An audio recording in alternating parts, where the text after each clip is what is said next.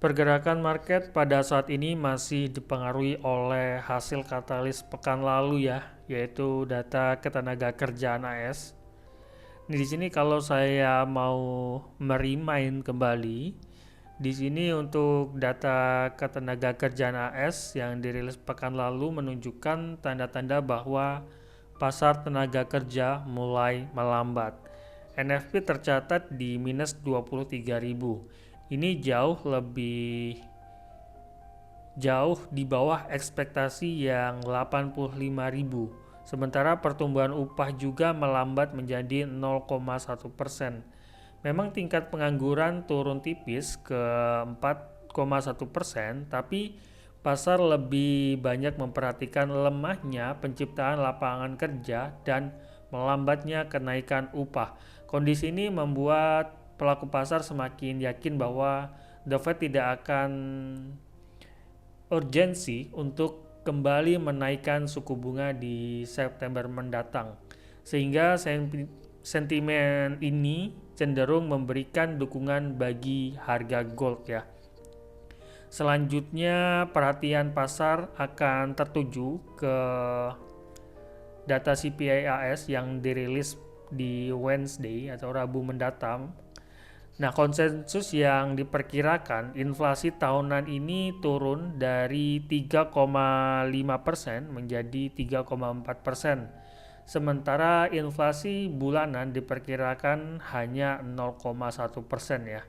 Jika inflasi kembali melambat, ekspektasi kebijakan The Fed yang lebih dovish bisa semakin menguat dan berpotensi menjadi sentimen positif bagi gold. Tapi sebaliknya, jika inflasi justru lebih tinggi dari perkiraan, pasar bisa kembali mengurangi ekspektasi pelonggaran kebijakan The Fed mendatang ya, yang berpotensi mendorong penguatan dolar AS dan menekan harga gold dalam jangka pendek.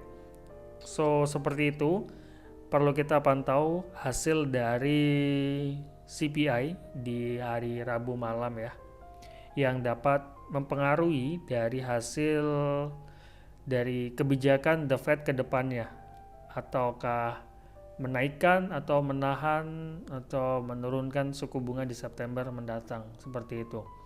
Kalau kita beralih ke technical analysis, di sini gold daily time frame ya, secara bigger picture obviously masih dalam structure bearish ya.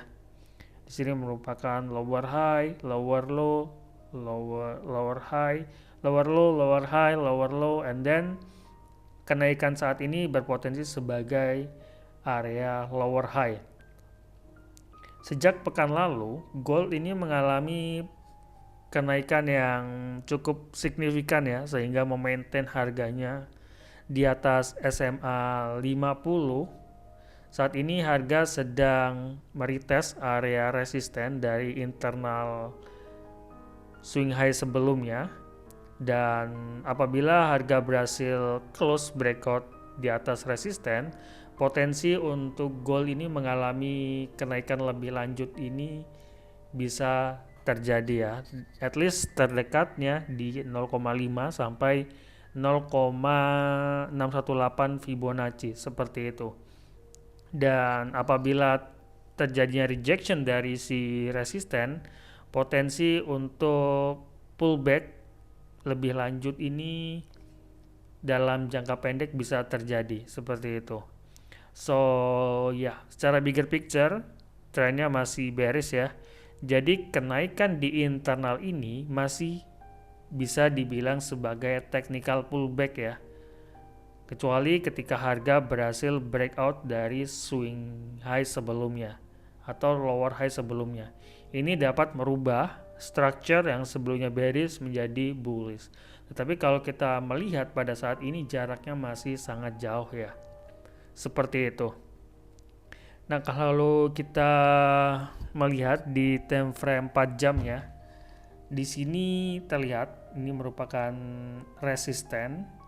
Harga masih bergerak di area resisten ya. Cenderung di sini bergerak di inside bar ya. Karena pada awal pekan emang sering cenderung untuk market ini bergerak dengan volume yang rendah atau cenderung berkonsolidasi. Kalau kita melihat di sini terdapat area fair value gap yang bertepatan juga dengan area support, resistance become support. So I think ini merupakan area yang memiliki probabilitas cukup besar sebagai area supportnya sebelum melakukan kenaikannya kembali, seperti itu. Kalau kita melihat ke time frame yang lebih kecil, time frame 1 hour ya, di sini bisa dibilang sebagai breakout structure ya. And then kalau di sini merupakan structure, kita bisa tarik level Fibonacci dari swing low ke swing high-nya. Dan yang bisa kita lihat di area support dan juga fair value gap di 4 hour, di sini juga merupakan area Fibonacci 0,5 dan SMA 50 sebagai dinamis support. So, dengan adanya ini kita mendapatkan tambahan confluence yang dapat menambahkan probabilitas untuk potensi support ini menjadi support yang cukup kuat untuk menahan pullback-nya sebelum melanjutkan kenaikan. At least ketika harga masih bergerak di area range ini ya, maka masih dibilang sebagai technical pullback ya. Tapi ketika harga berhasil mengalami penurunan sehingga bergerak atau breakdown dari swing low sebelumnya, potensi untuk harga tertekan lebih dalam lagi bisa sangat terjadi. Yang ini bisa dikatakan sebagai market structure shift ya. Jadi potensi untuk pelemahan lebih lanjut akan terjadi ketika harga berhasil break dari swing low sebelumnya. Seperti itu. Tetapi kalau kita melihat bias pada saat ini dari hasil katalis pekan lalu dengan bias bullish di gold, potensi area ini sebagai area support yang cukup kuat sebelum gold kembali mengalami penguatannya ya. Seperti itu. Tetapi kalau kita melihat dengan jarak yang cukup sempit dengan rilisnya data CPI, bisa ada kemungkinan bahwa para pelaku pasar saat ini masih wait and see terhadap hasil CPI mendatang ya. Baru setelah itu para pelaku pasar memutuskan untuk bias terhadap gold ini apakah bullish atau bearish, tergantung dari hasil data rilis CPI mendatang. Seperti itu. So I think segitu yang perlu saya sampaikan, dan sampai ketemu di daily update berikutnya.